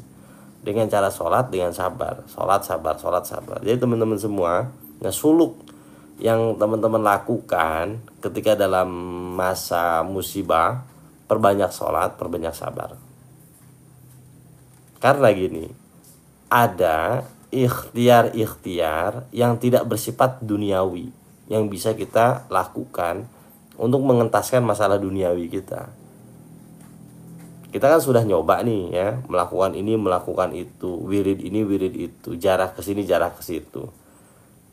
Ikut seminar ini, ikut seminar itu, ya, ikut MLM ini, ikut MLM itu, untuk apa? Mengentaskan masalah-masalah dunia kita. Tapi nggak beres-beres. Kita kenal ini, ya, masuk ke sini, udah semua kita coba, udah kita try, nggak berhasil nih. Maka teman-teman, cobalah jalur langit, ya, cobalah jalur langit. Sabar, sholat, banyakin. Jangan sampai kalah sama Genghis Khan. Teman-teman tahu Genghis Khan, tahu kan? Ya, tahu ya. Semua orang pasti tahu lah Genghis Khan. Beliau itu, ya, kalau mau nyerang sebuah negara, ya, beliau itu melakukan sebuah tirakat loh. Pergi ke gunung, bertahanus di gua untuk meminta petunjuk. Kapan harus nyerang? Ya, peralatannya seperti apa, harinya kapan, dan apa harus saya lakukan, meminta petunjuk loh. Nah, sayangnya kita ya tidak pernah melakukan ini. Kita selalu berikhtiar dengan apa? Dengan zohir kita tuh. Batin kita tidak pernah kita libatkan. Ya, batin kita tidak pernah kita libatkan, sehingga kopong, tidak ada saluran sambungan dengan Allah Subhanahu wa Ta'ala. Coba teman-teman jajal ya, jajal seminggu aja, setidaknya dalam hidup kita pernah mencoba ini. Sabar, sholat, sabar, sholat, sabar, sholat. Sabar udah kita kasih tahu kan, udah pernah kita kasih tahu nih caranya nih. tahan mulut, tahan hati, tahan anggota badan. Masih bukan dengan sholat. Ya, gemuruh kesedihan, gemuruh ketakutan, gemuruh kesumpokan, nah itu tumpahkan dalam sholat kita. Nah, tumpahkan dalam sholat kita. Ini cara yang paling efektif, teman-teman.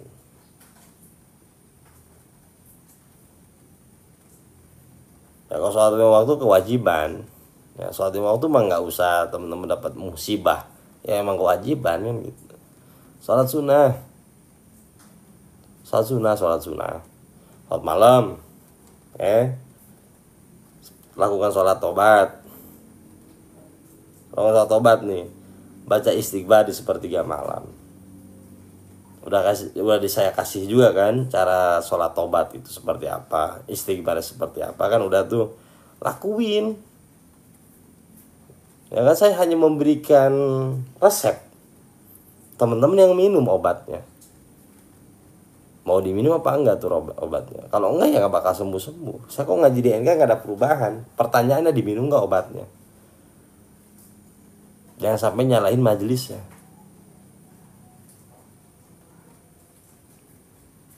Teman-teman di NK itu, ya ada orang-orang yang nurut itu, suruh ini lakuin, sembuh. Kok saya nggak sembuh? Pertanyaannya diminum nggak obatnya? Ya kalau ya mau 1000 tahun ngaji nih, obatnya nggak pernah diminum, ya nggak bakal sembuh. Tapi ada orang-orang yang seminggu diminum obatnya terus, ya sembuh. Ya, nanti pada akhirnya nyalahin majelis.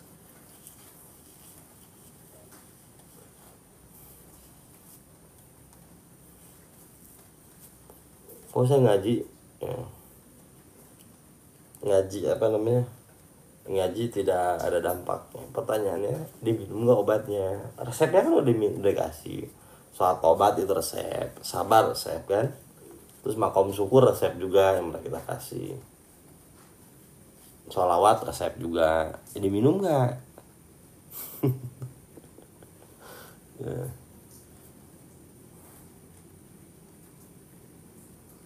Sabar dalam, nanti ada sabar dalam musibah, sabar dalam maksiat, ya, sabar dalam nikmat.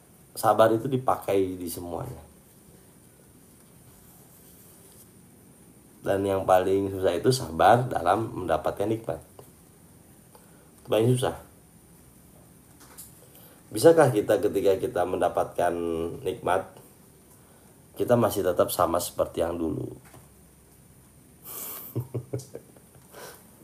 Jadi jangan-jangan teman-teman itu ya tawadu baik dalam kondisi musibah.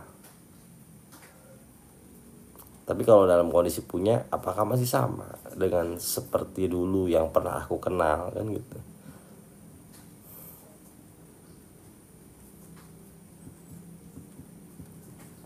Maksudnya sabar dalam menghadapi maksiat. Pengen maksiat, tahan, itu sabar namanya.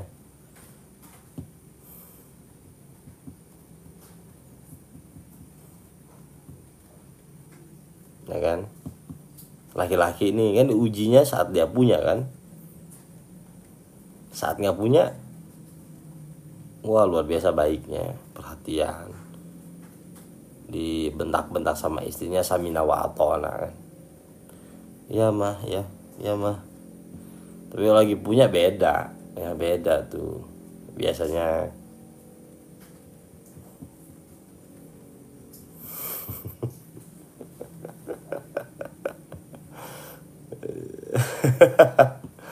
Ya, jadi teman-teman tuh, ya nanti Allah kasih keseimbangan, ya Allah kasih keseimbangan tuh saat antara punya dan nggak punya sama, nggak ada bedanya,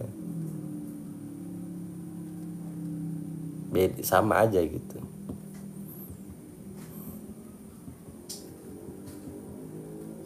Biasanya orang kayak gitu akan dinaikkan derajatnya oleh Allah. Makanya lihat ya teman-teman, orang Chinese tuh, ya,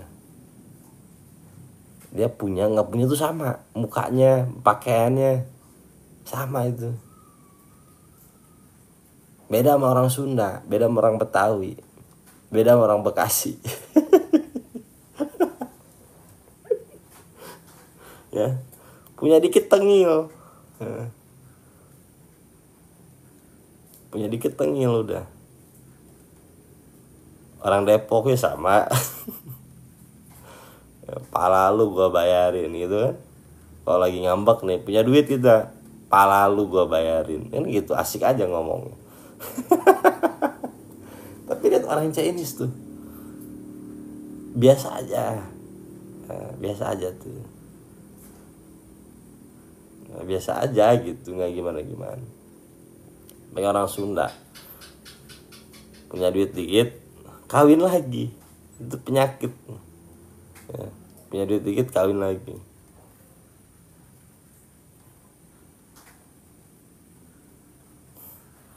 Ketika kita sabar disakiti, pas sakit pulih kembali. Yang ono nanya lagi, kabar Pak Ustadz? Wis mantap. Tanda kita sudah bersinar ya Kang Dian, tanda kita sudah bersinar.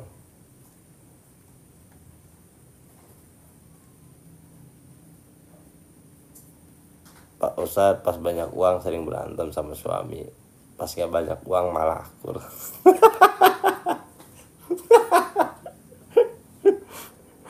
Itu kayaknya permasalahan mayoritas itu deh.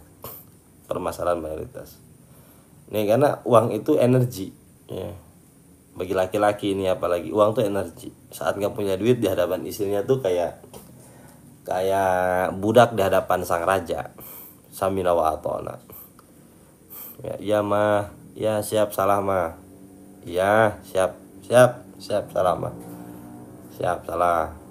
Begitu punya duit beda lagi. Ya, kucing dikasih lidi. Itulah manusia gitu. Ya, itulah manusia gitu ya.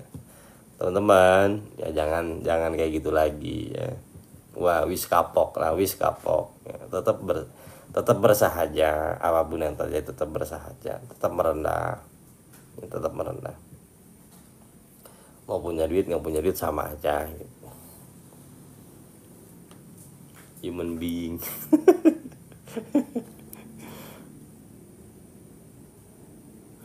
Kalau ujiannya kolektif tapi yang praktek sabar, tidak semua bisa jalan keluarga.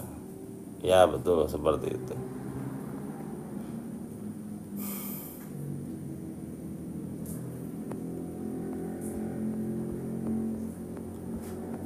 Pas mau berantem lapar jadi males ya.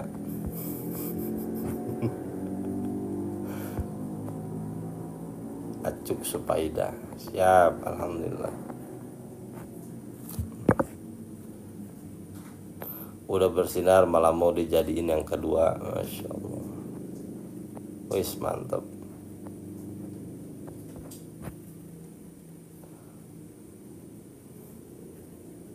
Waalaikumsalam warahmatullahi wabarakatuh. Kita lanjut lagi ya. Tuh lakuin ya. Wasta'inu bisabri wassalam. Nanti yang jawabannya itu di luar apa, di luar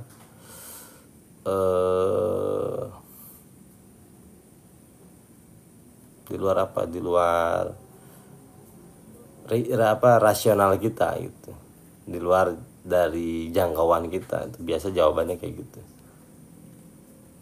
Nah, terus lakuin sabar sholat terus perbanyak.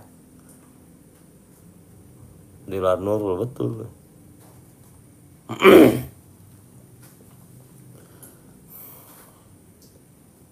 Kadang Allah tuh suka bercanda ya, tuh gini, dibuat kita takut dulu, dibuat kita deg-degan dulu, dibuat kita terjatuh dulu, baru dikasih jawabannya. Sering nggak kayak gitu kan?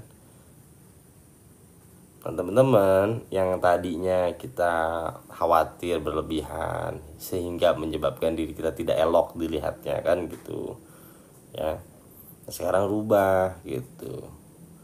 gemuruh batin, gemuruh ketakutan itu simpan energinya dalam sholat, biar teman-teman dapat makom sabar. Yang biasanya kita jantungan, hipertensi, anxiety dan lain sebagainya kan gitu ya, alihkan dalam sholat gitu. Jadi energi ketakutan, anxiety, overthinking itu alihkan di sholat gitu. Karena sholat itu terapi teman-teman, sebagai bentuk terapi juga sebenarnya. Belum pernah kita coba kan? Coba lah. Nah, coba dari sekarang coba.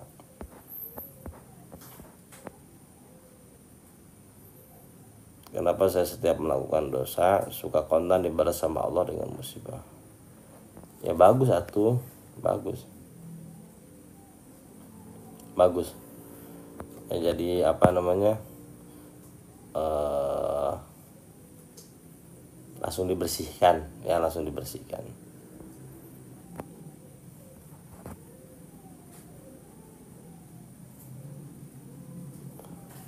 Nah nanti kayu ya limbah ini di sholat. Saya bilang limbah ini di sholat, jangan ditahan. Ya jangan ditahan. Saudara, apakah sholat dengan meditasi itu sama? Ya meditasi yang kita pahami kan duduk gitu ya, bukan hulang-hulang kan bosan. Bukan atuh teh sholat, ada malah hulang-hulang sholat gitu ya. Arek kurang-hulang sholat gitu aja teh ucu ya. Nah meditasi yang kita pahami kan duduk. Nah, sebenarnya bukan meditasinya, meditatif ya. Sholat itu adalah sarana untuk mendapatkan meditatif. Paham ya? Sholat itu sarana untuk mendapatkan meditatif. Nah insya Allah teman-teman ya, ini beres bab sabar nih, saya akan kasih materi tentang sholat biar teman-teman komplit ya, jadi enak dapat materi sholat. Nanti saya jelaskan lewat Zoom ya, teman-teman nggak usah beli buku cara cepat mendapatkan khusyuk ya, khusyuk sholat nggak usah ya, nggak usah, nanti dapat sendiri tuh. Ada kan orang-orang ngeluarin buku tentang sholat khusyuk gitu ya, yang ada kan, yang nggak usah teman-teman, yang praktek sholat khusyuk bukan tentang itu, bukan tentang itu. Teman-teman, saya kasih gambaran khusyuk seperti ini, sholat ini khusyuk sendiri, otomatis nanti, otomatis. Spill dikit, mengaji aja terus ya, ngaji terus, makanya ngaji terus, jangan sampai bolos.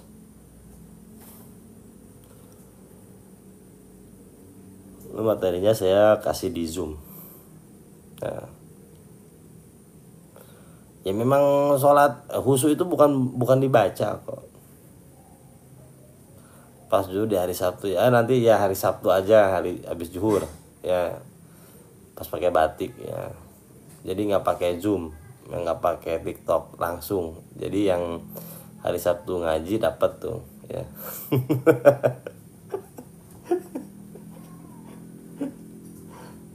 Batik korfri ya, pakai aja, pakai batik korfri aja Pak dosen.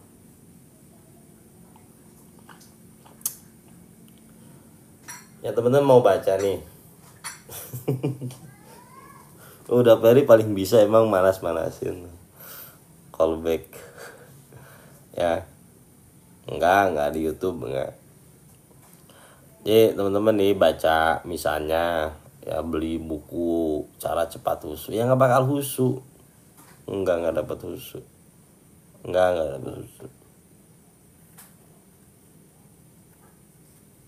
Itu kan dibahasakan aja. Yang lebih lucu, orang banyak yang mengartikan khusyuk itu fokus. Justru saat kita fokus tidak khusyuk kita ya. Ingetin perkataannya teman-teman, banyak diartikan khusyuk itu kan fokus. Saat teman-teman fokus malah nggak bakal khusyuk. Bener gak? Ya, justru kunci yang hilang, kunci motor nih mulai ketemu tuh, duit yang nyelip ketemu ya, kita mau kemana lupa kan, ketemu juga, oh harus ke sini. kan? Ya, khusyuk mengosongkan pikiran sampai kiamat, pikiran itu nggak bakal kosong. Sampai kiamat nggak bakal kosong, saya jamin. Ya, meditasi mengosongkan pikiran sampai kiamat, pikiran itu nggak bakal kosong. Wong sehari 70.000 khotorot kok. Ya, 70.000 apa? 70.000 lintasan, ya kan? Terus gimana? Ntar dijelaskan. Ya, yang penting ngaji aja. Kosongkan pikiran, bayangkan wajah Walid. Robitoh ke Walid ya. Ya, makanya ngaji kan saya bilang ngaji aja kan ini baru bab sabar ya. Kan wasta'inu bisobri wasolat, sabar dulu baru sholat. Ya kan di suratnya juga kan gitu. Wasta'inu bisobri, mintalah pertolongan kepada dan sabar. Setelah itu wasolat, dengan sholat kan gitu. Ya, saya mengikuti instruksi Quran. Sabar dulu beresin, baru sholat gitu. Ya sabar aja, sabar.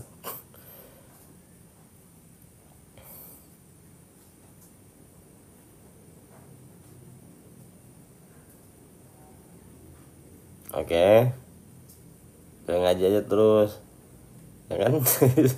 Instruksi Qurannya kayak gitu ya.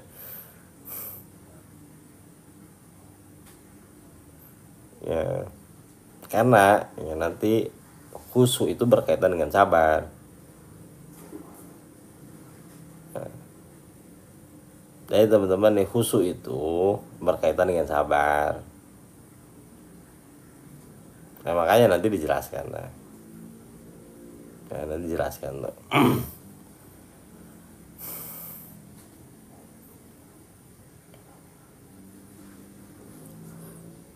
Udah kelihatan gak sabarnya Ustadz?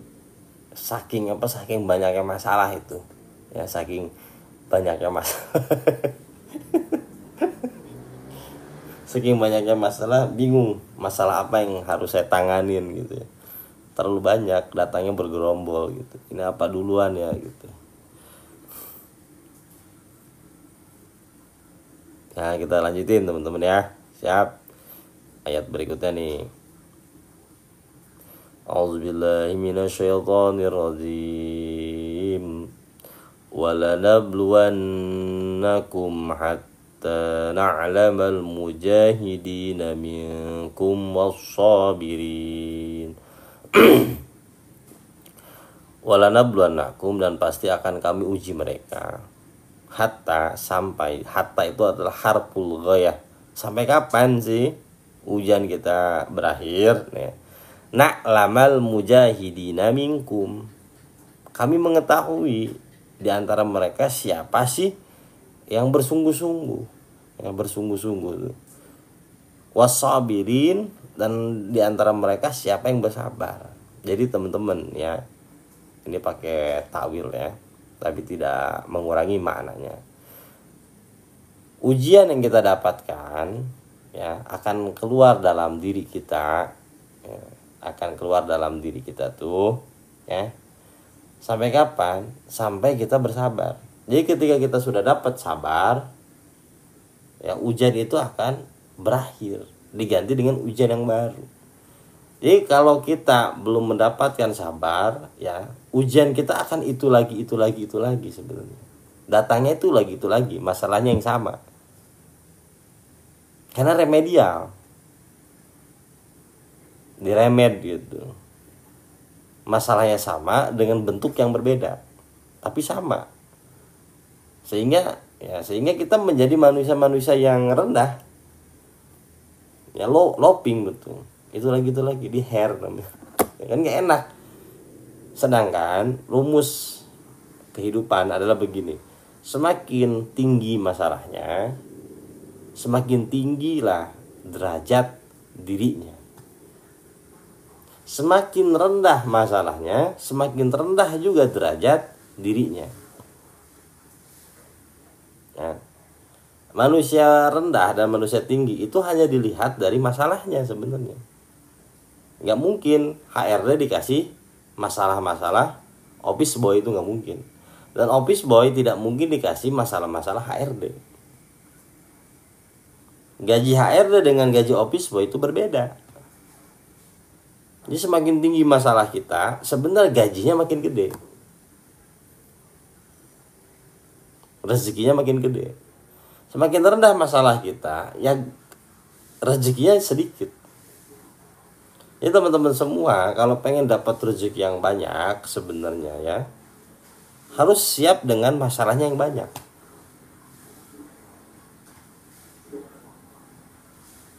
Nah kita pengen rezeki yang banyak, dikasih masalah yang kecil, nggak bisa nanganin. Akhirnya diputar di situ-situ aja, looping gitu. Stuck. Kalau bahasa Sunda itu up didinya gitu, upnya itu di situ aja udah. Dikasih masalah yang lain nggak mau, nolak. Oh ini bukan passion saya nih, woi nggak bisa nih, ya, nggak bisa saya ngadepin kayak gini. Nah teman-teman semua, kita bikin yayasan nih, kan? Yayasan itu adalah wadah untuk menangani masalah sebenarnya. Teman-teman saya ajak masuk ke situ untuk mendapatkan apa? Masalah yang berbeda. Agar kita keluar dari apa? Dari kebiasaan kita, dari cara berpikir lama, dari kebiasaan lama, menuju masalah yang baru. Di situ teman-teman mulai terbuka gitu. Rezeki nanti nambah, pertemanan circle nanti nambah, ya kan? Ini masuk aja ke yayasan tuh. Saya bagian ini, bagian ini, bagian itu. Untuk apa? Untuk men-challenge diri kita terhadap masalah-masalah yang baru. Jadi nggak di situ-situ aja masalah kita. Nanti yang bete itu masalah kita sama kita bete. Perasaan orang ini lagi, ya nggak beres-beres sih masalahnya gitu kan. Oh, ya emang kalau sekjen kalau udah bersabda dahsyat, keluar membantu masalah umat, jadi lupa masalah sendiri. Wakola sekjen. Wakola sekjen. Ya kayaknya kalau sekjen harus ditulis di buku tersendiri kayaknya. Nah, quote sekjen gitu, sekjen NK.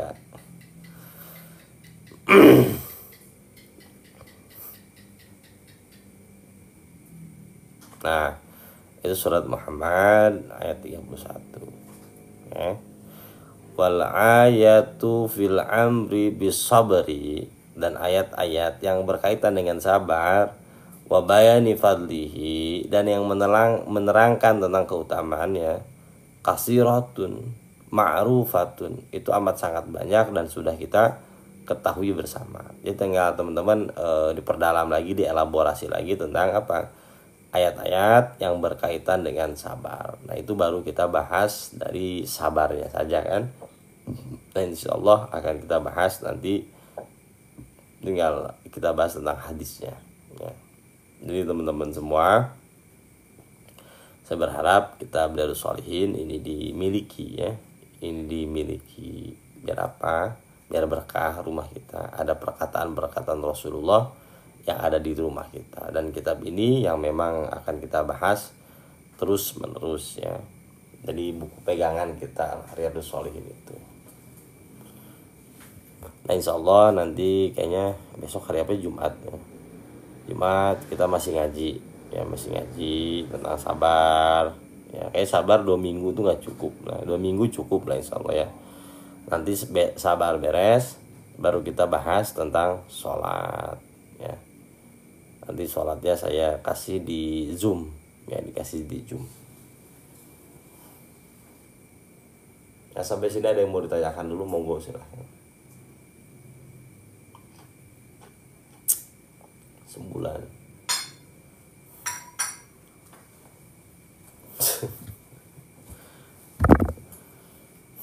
Ada yang ditanyakan dulu, monggo silahkan.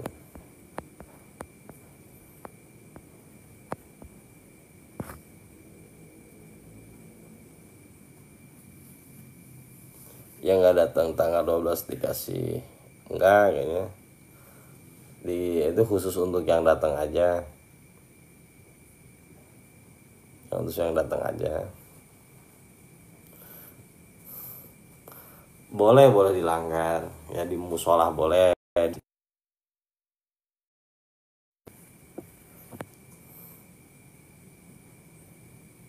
Ya nggak apa-apa.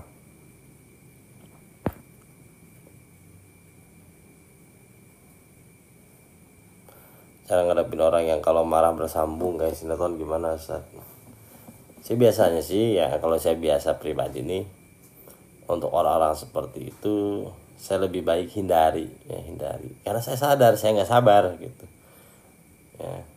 Jadi gini, kalau kita menghindari orang kayak gitu, biar kita keluar dari kesombongan spiritual tuh, cara pandangnya begini, ya Allah saya sadar saya tuh nggak sabar orangnya, daripada saya marah lebih baik saya menghindar. Bukan kita menghindar karena dia buruk, itu namanya kesombongan spiritual kalau punya sudut pandang seperti itu. Justru kita menghindar karena sadar saya nggak sabar, lebih baik saya menghindar, itu loh ya. Jadi kita keluar dari kesombongan spiritual.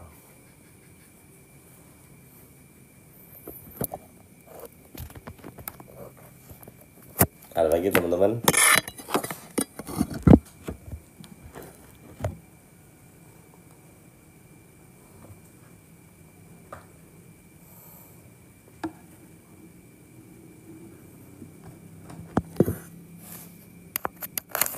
Ya Teh Riani, ya nggak usah dibuka blokir, tetap blokir aja.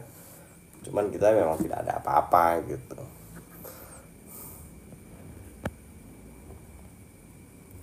Ini kalau menghindar jadi nggak saling tegur, ya saling tegur aja, ya saling tegur biasa.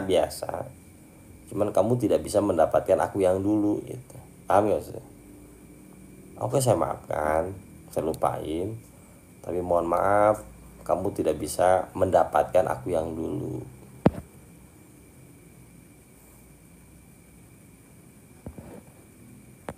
Maaf ya, maaf tanya ya, kalau ngadepin orang toksik ya, kita maafin, kita biasa saja, tapi kamu tidak bisa seperti kamu tidak bisa mendapatkan aku yang dulu lagi. Ya mohon maaf gitu.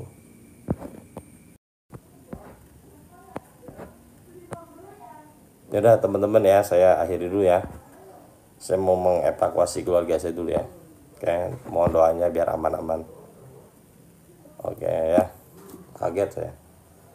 Ya Allahul muwaffiq ila aqwamit thoriq. Wassalamualaikum warahmatullahi wabarakatuh. Terima kasih banyak teman-teman ya, mohon doanya. Oke.